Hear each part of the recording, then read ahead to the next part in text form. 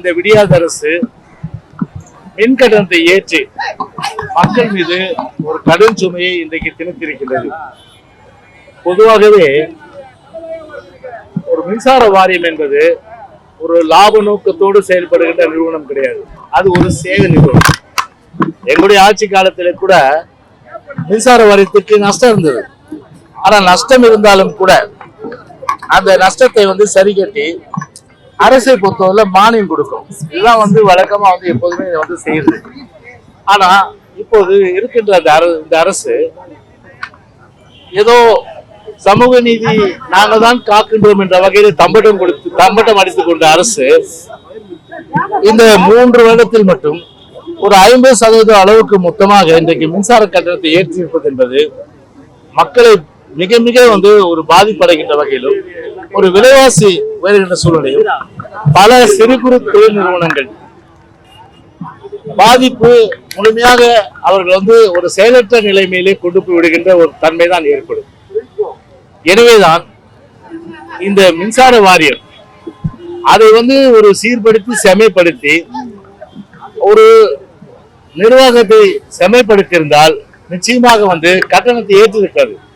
ஆனால் என்ன நடக்கிறது என்று சொன்னால் மின்சார வாரியத்தை பொறுத்தவரை இன்றைக்கு ஒரு மிஸ் மேனேஜ்மெண்ட் என்று சொல்லக்கூடிய ஒரு நிர்வாகத்தை பொறுத்தவரை ஒரு முழுமையான அளவுக்கு ஒரு சீர்படுத்தாமல் ஒரு சீரழித்து அதன் மூலம் அவர்களுக்கு தெரிந்த ஒரே வித்தை என்னன்னு சொன்னா உடனே மின்சார கட்டணத்தை ஏற்றுறதுதான். அதுதான் அவர்களுக்கு தெரிந்த ஒரே விஷயம். பல பொருளாதார வல்லுநருக்குள்ள போட்டாங்க இவங்க. அந்த பொருளாதார வல்லுநருக்குள்ள போட்டவங்க இவங்க பொதுத்துறை நிறுவனங்கள் லாபகரத்தில் இயங்குவதற்கு என்ன செய்யலாம், அதற்கு ஒரு குழு. அது தமிழ்நாடு ஒரு பொருளாதார ஏற்றம் காணுவதற்கு என்ன செய்யலாம், அதுக்கு ஒரு குழு. அப்ப அந்த 2 குழுக்களும் என்ன செய்யுது, இன்னைக்கு சாதாரணமா விலை ஏத்துறது தான் அவங்களுடைய அட்வைஸா? இது யார் வேணாலும் செஞ்சுட்டு போவாங்களா? எந்த வகையில அந்த மின்சார வாரியத்தை நடத்தினா மின்சார கட்டணத்தை ஏத்தாம மக்களுக்கு சீரான மின்சாரம் கொடுக்க முடியும் என்ற வகையில ஒரு ஆராய்ந்து அறியாமல் இன்றைக்கு 3 வருஷத்துல ஏறக்குறைய 50% ஆச்சுன்னா ஒருத்தர் 1000 ரூபாய் கட்டுறாங்கன்னா இன்னைக்கு 2000 ரூபாய் கட்டிடுது. 2000 ரூபாய் கட்டுறவங்க 4000 ரூபாய் கட்டிடுது. இன்னைக்கு என்ன, இன்னைக்கு பஸ் கட்டுறது சொத்து வரி உயர்வு, வீட்டு வரி உயர்வு, பால் விலை உயர்வு, இப்படி பல்வேறு வரி உயர்வுகள். இப்போ தேர்தல் முடிஞ்சோம்னா மின்சார கட்டணம். இப்போ இன்னும் இந்த பரிசு கொடுத்துட்டு இன்னும் அடுத்த பரிசா இப்போ பேருந்து கட்டணத்தை பரிசா கொடுக்க போறாங்க. அப்பவே சொன்ன தேர்தல் காலத்துல இந்த புத்தி கெட்ட ஆட்சிக்கு புத்தி மக்களை பற்றி சுமை கொடுக்காம நாம ஒரு நல்ல நிர்வாகத்தை கொடுக்கணும், மக்களுக்கு எந்த பாதிப்பு வராம செய்யணும், சட்ட ஒழுங்கு பிரச்சனை வராம இருந்து மக்களை காப்பாற்றணும். கலாச்சாரம் சாவு பார்த்தா 70 பேர் ஆகிப்போச்சு. இன்னைக்கு பாத்தீங்கன்னா இன்னைக்கு அந்த அளவுக்கு இன்னைக்கு ஒரு மாசத்துல இந்த வருஷத்துல மட்டும் 200 நாள்ல 595 கொலைகள், சட்ட ஒழுங்கு அப்படி மோசமா இருக்கு. அப்போ மக்கள் பொறுத்தவரையில அன்றைக்கே நாங்க சொன்னது புத்தி வர்ற மாதிரி இந்த அரசாங்கத்துக்கு பண்ணுங்க, அப்படியாவது இந்த சூடு சொல்லாத அரசாங்கத்துக்கு உரைக்கும். எனவே அவர்கள் திருந்துவார்கள். பஸ் கட்டணத்தை ஏற்ற மாட்டாங்க, மின்சார கட்டணத்தை ஏற்ற மாட்டாங்க, சட்ட ஒழுங்கு ஏதோ மக்கள் பாடம் கத்து கொடுத்தாங்க நமக்கு, அந்த வகையில் நம்ம சட்ட ஒழுங்கு பராமரிக்கின்ற அந்த புத்தியாவது வரும். ஆனா மக்கள்லாம் ஓட்டு திமுக போட்டு திமுக கூட்டணி போட்டதுனால திமிரு ஜாஸ்தி ஆயிடுச்சு. இந்த அரசாங்கத்துக்கு என்ன ஆச்சு, திமிரு ஜாஸ்தி ஆயிடுச்சு. திமிரு ஜாஸ்தி யாரும் கேள்வி கேட்கறது இல்ல. உங்களுக்கு 1000 ரூபாய் கொடுக்குறேன்னா அந்த 1000 ரூபாய் டாஸ்மாக்ல இருந்து சரக்கு அது 1000 ரூபாய் அப்படியே திரும்பி கொடுக்குறேன். உங்களுக்கு 1000 ரூபாய் கொடுக்குறேன்னா சொத்து வரி கட்டணத்துல இருந்து ஏற்றி அதுல இருந்து கொடுக்குறேன். உங்களுக்கு 1000 ரூபாய் கொடுக்குறேன்னா மின்சார கட்டணத்தை ஏற்றி அதுல இருந்து கொடுக்குறோம். எப்படிப்பட்ட நம்ம பணத்தை வாங்கி நமக்கே கொடுக்குற ஒரு திறனற்ற அரசாங்கம் தான் இன்னைக்கு ஆண்டுட்டு இருக்கு இன்னைக்கு. அதனாலதான் இன்னைக்கு மக்களை பொறுத்தவரை பரிசுகள் அடுத்தது பாத்தீங்கன்னா பேருந்து கட்டணம் அதை ஏத்துறதுக்கு பரிசீலனை பண்ணிட்டு இருக்கான்னு கேள்விப்பட்டேன். அதுவும் ஒரு பரிசு காத்துட்டு இருக்கு.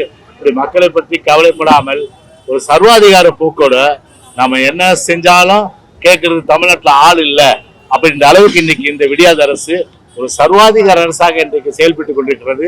எனவேதான் இந்த தமிழ்நாடு முழுவதும் கண்டிக்கின்ற வகையில் மாண்புமிகு கழக பொதுச்செயலாளருடைய உத்தரவின் பேரில் ஒரு எழுச்சியோட ஆர்ப்பாட்டம் நடைபெற்றுக் கொண்டிருக்கின்றது. நம்முடைய சென்னையிலும் நடைபெற்றுக் கொண்டிருக்கின்றது. வடசு தெற்கு கிழக்கு மாவட்டம் இன்றைக்கு நடைபெற்று பெருந்திரளாக இன்றைக்கு கழக தோழர் பொதுமக்கள் அனைவருமே இன்றைக்கு கலந்து கொண்டு சிறப்பித்திருக்கிறார்கள்.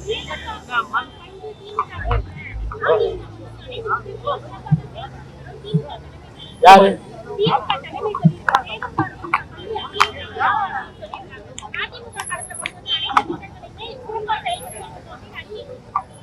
அம்மா உணவகம் 3 வருஷம் கண்ணு தெரிஞ்சுதா? திரு மு க ஸ்டாலினுக்கு கண்ணு தெரிஞ்சுதா? அம்மா உணவகம் கண்ணு தெரியலையே, தூங்கிட்டு இருந்தாரு அவரு. திடீர்னு விழிச்சு பார்த்தாரு, இன்னும் 1.5 வருஷம் இருக்குது, பேர் நல்ல பேர் இருந்தது அம்மா உணவகம். அட்சய பாத்திர திட்டம், அது அட்சய பாத்திரம் அல்ல குறையாத மாதிரி எப்ப போனாலும் வந்து ஒரு நாளைக்கு வந்து ஒரு சாதாரணமா ஒரு 15-20 ரூபா இருந்தா அவங்க வந்து காலை மதியம் மாலை எல்லாமே வந்து அவங்க சாப்பிட்டுடலாம். அவங்க அந்த அளவுக்கு ஒரு திட்டம். அதை வந்து ஏன் கிட்டத்தட்ட ஒரு 50க்கு மேற்பட்ட அம்மா உணவகத்தை தமிழ்நாட்டுல போஸ்ட் பண்ணீங்க? சரி, 3 வருஷத்துல புது அம்மா உணவகம் திறந்தீங்களா? இதே மேயர் எத்தனை தடவை போய் இன்ஸ்பெக்ட் பண்ணிருக்காங்க சொல்லுங்க? ஒரு நாளைக்கு வந்து பல லட்சம் ரூபாய் நஷ்டம் வருதுன்றீங்களே, நாங்களாம் நஷ்டத்தை பார்த்தா நாங்க வந்து அதை செயல்படுத்தணும். அது வந்து ஒரு ஒரு ஒரு ஏழை நடுத்தர மக்களுக்கு வந்து பயன்படுகின்ற வகையில ஒரு உன்னதமான திட்டம்.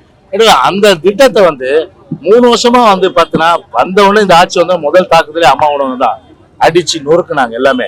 இன்னைக்கு பார்த்தீங்கன்னா சப்பாத்தி, அப்புறம் வந்து வெரைட்டி ரைஸ், இட்லி, சாம்பார், சட்னி, எவ்வளவு ஐட்டம் கொடுத்தோம். இன்னைக்கு இப்போ ஆய்வு பண்ணியிருக்காரு. இன்னும் 1 மாசம் பொறுத்து பத்திரிகையாளர் போய் அம்மா உணவகம் பாருங்க எப்படி இருக்குன்னு. அது ஒரு நாள் கூத்தாது, அது ஒரு தேர்தல் ஸ்டண்ட், எலெக்ஷன் ஸ்டண்ட். அதான் சரி, நீங்க கேட்டீங்க, நீங்க அம்மா உணவகம் ஒரு உதாரணம். சரி, லேப்டாப் ஏன் இன்னும் கொடுக்கல? வேதம் பார்க்கலையா? அதுல லேப்டாப் கொடுத்துட்டாங்களா? லேப்டாப் இன்னும் மாணவர்களுக்கு ஏன் கொடுக்கல? இன்னைக்கு லேப்டாப் கொடுக்கல. சரி, தாலிக்கு தங்கம். ஒரு +2 முடிச்சா, ஒரு டிகிரி முடிச்சா அவங்களுக்கு வந்து பணம். +2 முடிச்சா 25,000 ரூபாய், டிகிரி முடிச்சா 50,000 ரூபாய். ஆனா +2 முடிச்சாலும் டிகிரி முடிச்சாலும் 1,000 அந்த தங்கம் கொடுத்தது தங்கமான ஆச்சுன்னா தங்கத்தாரக புரட்சி தலைவர் அம்மாவுடைய ஆட்சி தான். அதையா நிறுத்தினீங்க? இப்படி எத்தனையோ திட்டங்கள் நாங்க சொல்ல முடியும். அப்போ அதெல்லாம் பேதம் பார்க்கலையாப்பா?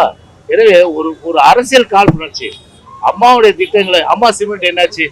அம்மா சிமெண்ட் கொடுக்குறீங்களா? இன்னைக்கு அம்மா சிமெண்ட் க்ளோஸ் பண்ணிட்டீங்க. சரி, அம்மா சிமெண்ட் க்ளோஸ் பண்ணீங்க. ஒரு குடிநீர், ஒரு தனிப்பட்ட ஒரு மேல்மட்டம்லாம் யாரும் தெரிஞ்சுப்பீங்க நீங்க இல்லையா? அது நீங்களே ஃபில்அப் பண்ணீங்க. அந்த மேல்மட்ட குடும்பத்துல ஒருத்தர் வந்து அந்த தண்ணீர் கம்பெனி வச்சிருக்காரு, மினரல் வாட்டர் கம்பெனி. அந்த மினரல் வாட்டர் வந்து போடும் நல்லா. நீங்க பாத்தீங்கன்னா எல்லா மீட்டிங்ல அந்த மினரல் வாட்டர் தான் இருக்கும், எல்லா பஸ் ஸ்டாண்ட்லயும் அந்த மினரல் வாட்டர் தான் இருக்கும். அந்த மினரல் வாட்டர் அது விற்கன்றதுக்காக அம்மா குடிநீர் க்ளோஸ் பண்ணிட்டீங்களா? நியாயமா? ஒரு குடிநீர் வந்து ஒரு நல்ல திட்டம். அந்த திட்டத்தை வந்து அம்மா கொண்டு வந்தாங்க. தாகம் தீர்க்க திட்டத்தை ஒரு குறைந்த விலைக்கு கொடுத்து, பெரிய அளவுக்கு மினரல் வாட்டர் விலை கொடுத்து வாங்க முடியாது. அப்படி இருக்கிற சூழ்நிலையில அந்த திட்டத்தை க்ளோஸ் பண்ணிட்டீங்க. இது பேதம் இல்லையா? அம்மா குடிநீர் கொண்டு வாங்க, அம்மா சிமெண்ட் கொண்டு வாங்க. இதெல்லாம் வந்து வேதம் முழுக்க அரசியல் காழ்ப்புணர்ச்சி நல்ல திட்டங்கள் எல்லாம் மூடி வந்து க்ளோஸ் பண்ணிட்டு, இப்ப என்னமோ வந்து சாத்தான் வேதம் இது போல இன்னைக்கு வந்து ஸ்டாலினும் அவருடைய அமைச்சர் சகாக்கள் இன்னைக்கு வேதம் ஓதிட்டு இருக்காங்க. நம்ம தயாரா இல்ல. அதிமுக ஆட்சிக்கு வந்த போது நூற்றாண்டு நூலகம் புதிய தலைமைச் செயலகம் மூடப்பட்டதா எதிர் விமர்சனம் வைக்கப்படுது. இல்ல இப்போ புதிய தலைமைச் செயலகம் மூடிட்டு என்ன பண்ண சொல்லுங்க? ஏற்கனவே வந்து பிரான்சிஸ் டே வந்து 16ஆம் நூற்றாண்டுல 1640 நினைக்கிறேன், அந்த நூற்றாண்டுல கட்டின அழகான கோட்டை அது. அது அழகா இருக்குல்ல? அது தேவையில்லாத எதுக்கு போய் ஒரு செக்ரட்டரி கட்டினீங்க? அது ஒரு செக்ரட்டரி மாதிரி இருக்குது. அது இதே வந்து ஒரு கிராண்ட் சோலா ஹோட்டல் நீங்க பாத்திருப்பீங்க, எவ்வளவு ஒரு கலை நுணுக்கத்தோட அதை தனியா தான் டாடா கம்பெனி, டாடா தான் அந்த நிறுவனம், எவ்வளவு அழகா கட்டியிருக்காங்க அதை, இந்த கிராண்ட் சோலா. அது மாதிரி ஒரு அழகு இருந்தா கூட பரவாயில்ல, அதை பார்த்த அழகு இருக்க. நான் ஏன் இதே வந்து அந்த புதிய தலைமைச் செயலகத்துல நான் எம்எல்ஏ அப்போ அந்த நேரத்துல வந்து ஒரு 3 கூட்டம் பண்ணோம், 4-5 கூட்டம் தான் நடத்துவேன். திரு மு கருணாநிதி இருக்கும்போது சொன்னேன் நானு, இந்த இதுக்குள்ள வந்து பார்த்தா ஏதோ நாங்க வந்து சர்க்கஸ் கூடாரத்துல வந்துட்டா மாதிரி எனக்கு வந்து ஒரு ஃபீலிங் வருது. சர்க்கஸ் கூடாரம் அது பார்த்தோன்னா சர்க்கஸ் கூடாரம் மாதிரி தான் இருக்கு, சர்க்கஸ் கூடாரம் மாதிரி தான் போடுறாங்க. இது வந்து ஒரு அழகா இருக்கு, அந்த இது யூஸ்ஃபுல்லா இருக்குன்றதால தான் அம்மா வந்து எல்லாருக்கும் பயன்படுறது. இன்னைக்கு சூப்பர் ஸ்பெஷாலிட்டி எத்தனை பேர் உயிரை காப்பாத்தி இருக்கு. கொரோனா காலத்திலயும் சரி, மற்ற நேரத்திலயும் சரி, எவ்வளவு பேருடைய உயிரை காப்பாத்தி இருக்கு. அதனால எங்களை பொறுத்தவரை சரி, ஒரு உருப்படி இல்லாத திட்டத்தை அவர்களுக்கு கொண்டு வந்தா அதை உருப்படியா மாத்தி மக்களுக்கு ஒரு பயன்பாடு அளிக்கிறது தான் எங்களுடைய வேலையை. அண்ணா அண்ணா அண்ணா லைப்ரரி க்ளோஸ் அப் பண்ணிட்டு நாங்க எங்க ஆட்சி திறந்து தானே இருந்தது. இது யாருங்க? ஏற்கனவே அவருடைய தந்தையே அதாவது மு.க. ஸ்டாலினுடைய தந்தை எந்த அளவுக்கு ராமரை கிரிட்டிசைஸ் பண்ணான்னு தெரியும் உங்களுக்கு.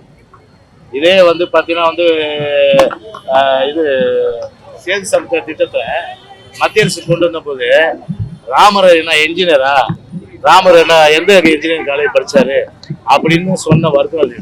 ஏன்னா இப்ப என்ன ரகுபதிக்கு புது பாசம் ராமர் மேலும் தெரியல. அதனால அதே ரகுபதி நினைச்சு பார்க்கணும். யாருங்க? அது ரொம்ப ரொம்ப தப்பு. அது ஒரு அரசு ஊழியர் கட்சிக்கு அப்பாற்பட்டிருக்கணும். அதுதான் காலகாலமா கடைபிடிக்கப்படுகின்ற ஒரு நீதி.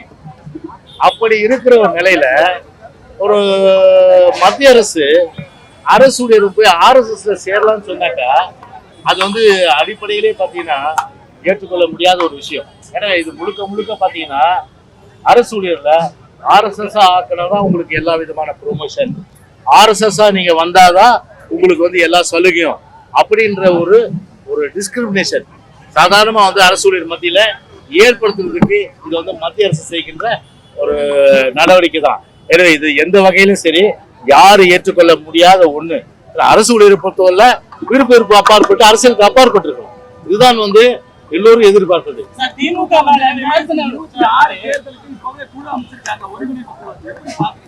இல்லங்க, இப்போ அந்த ஒருங்கிணைப்பு குழுவிலே பொதுச் செயலாளர் இல்லையே. யாரு? துரைமுருகனை. அவர் என்ன ஆச்சுன்னு தெரியல. அவரு இப்ப ஏற்கனவே நான் வேற சொல்லி வச்சா, ஏன் இப்ப அவர் அண்ணா காலத்து வந்திருக்காரு, அவர் அவங்க அப்பாவோடு நெருங்கி பழகிருக்காரு. இப்போ மு.க. ஸ்டாலின் இருக்காரு. பாவம் அவருடைய பொல்லாத நேரம் இப்ப உதயநிதிக்கும் துதி பாட வேண்டியது இருக்கு. அப்படி வாழ்நாள் முழுவதுமே கட்சி திமுகனே உழைச்சு ஓடா போன, அவர் பார்த்தா ஓடா போன மாதிரி தெரியல. அவரை ஓடா போன ஒரு மனுஷன், ஒரு பழமொழி சொல்றேன். அப்படிப்பட்டவருக்கு இன்னொரு துணை முதலமைச்சர் கொடுத்துட்டு போங்க. இப்ப என்னன்னா, இப்போ ஸ்டாலினுக்கு ஒரு பெரிய கவலை என்னன்னா, இன்ப நிதி ஆக்சுவலா ஏன்டா தேர்தல் வயசு அவருக்கு எத்தனை தெரியல எனக்கு. இன்ப நிதி தேர்தல் நிக்க வச்சு அவரு ஒரு மேஜரா இருந்தா அவரே ஒரு டெப்டி சிஎம் ஆக்கியிருப்பாரு. யாரு? ஸ்டாலின் பொறுத்தவரை அவரும் ஒரு டெப்டி சிஎம் ஆக்கியிருப்பாரு. அதனால அந்த 2 டெப்டி சிஎம் நான் என்ன சொல்றேன்னா, அது உட்கட்சி விவகாரம். நீங்க யார வேணா இப்போ சரி இப்போ உதயநிதி மட்டும் என்னவா இருக்காரு? இப்போ ஆங்கிலத்துல டிஃபேக்டோ சிஎம் சொல்லுவாங்க. அதாவது நிழல் முதலமைச்சர். அப்படித்தானே இருக்காரு. நிழல் முதலமைச்சர் அவர் தானே. அவருடைய ஒரு சாதாரணமா நேத்து ஒரு அரசியல் அறியாதவர், அரசியல் தெரியாதவர், அரசியல் படிக்காதவர் திடீர்னு ஒரே தகுதி மு.க. ஸ்டாலினுடைய அருமை மைந்தன்ற ஒரு தகுதி. அதை தவிர வேற என்ன தகுதி உதயநிதிக்கு இருக்கு சொல்லுங்க. அப்படி அந்த உதயநிதி திடீர்னு வந்தோம்னா எவ்வளவு பெரிய சீனியர்லாம் அவரை போய் புகழ் பாடத்தின் போது ஏற்றுக்கொள்ள முடியுமா? பாராளுமன்றத்துல பாருங்க, எல்லாமே பாத்தீங்கன்னா உதயநிதி புகழ் பாடி எடுத்தா உறுதிமொழி எடுத்தாங்க. அந்த அளவுக்கு மிக மிக ஒரு கேவலமான ஒரு பதவிக்காக ஒரு தன்மானத்தை இழக்கக்கூடாது. என்னை பொறுத்தவரை பதவிக்காக ஒரு தன்மானத்தை இழக்கக்கூடாது. ஆனா பதவிக்காக தன்மானமாவது எந்த மானமாவது எனக்கு பதவி தான் வேணுன்ற அடிப்படையில இன்னைக்கு உதயநிதி, நாளைக்கு இன்ப நிதினா கூட அவங்க கால கழிவு கூட குடிக்கிற அளவுக்கு திமுக ரெடியா இருப்பாங்க.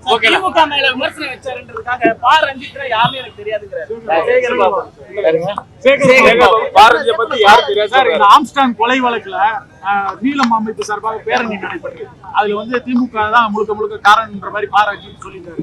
யாரு பாராஜித்னு நேற்று கேள்வி கேட்கல. இல்லங்க, இப்போ ஒரு ரஜித் பொறுத்தவரையில ஒரு அரசியல் தலைவர், பிஎஸ்பியினுடைய மாநில தலைவர், அவர் படுகொலைக்கு பாத்தீங்கன்னா ஒரு பெரிய அளவுக்கு பேரணி நடத்தி அதன் மூலம் அவரு தன்னுடைய கருத்தை சொல்றாரு. ஏன்னா இந்த மாதிரி ஆதிநாடு மக்கள் தொடர்ச்சியாக தமிழ்நாட்டில தாக்கப்பட்டிருந்தார்கள். ஆதிநாடு மக்களுக்கு ஒரு பாதுகாப்பு இல்லாத ஒரு தன்மை சொல்றாரு. இதை ஜீரணிச்சிக்க முடியல. அப்ப உங்களுக்கு எல்லாம் சால்ரா தட்டின்னு இருந்தா ரஞ்சித் வாழ்க நீங்க, சால்ரா தட்டலன்னா ரஞ்சிதா யாருமே தெரியாது. நீங்க எப்படி இல்ல இவங்களுக்கு எல்லாம் பாத்தீங்கன்னா ஒட்டுமொத்தமா ஸ்டாலின்ல இருந்து கீழே வரல. ஆஸ்கர் அவார்டுக்கு ஒரு தகுதியானவங்க சொன்னா ஸ்டாலின்ல இருந்து கீழே இருக்க அத்தனை பேரும் தகுதியானவங்க தான். ஓகே.